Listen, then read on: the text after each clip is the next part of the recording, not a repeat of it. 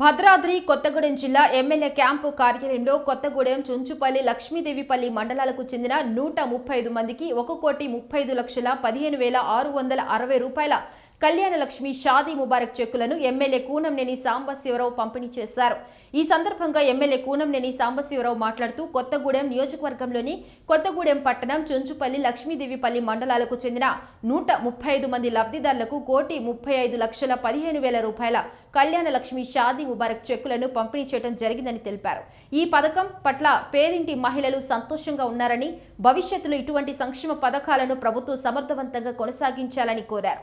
ఈ కార్యక్రమంలో municipal chairperson కాపు సీతాలక్ష్మి, ఎంపీపీలు బాదావత్ శాంతి, భూక్యా సోనా, ప్రభుత్వ అధికారులు, వార్డు కౌన్సిలర్లు పాల్గొన్నారు. కొత్తగూడెం నియోజకవర్గంలోని కొత్తగూడెం పట్టణం, తుంచుపల్లి, లక్ష్మీదేవిపల్లి మండలాలకు సంబంధించి 135 మందికి కళ్యాణ లక్ష్మి షాదీ ముబారక్ చెక్కులు పంపిణీ చేయడం జరిగింది.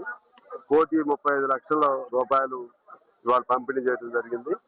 దీనివలన ఇంకా కొంతమంది ఉన్నారు, వారు ఇంకా కొన్ని మండలాలు ఉన్నాయి.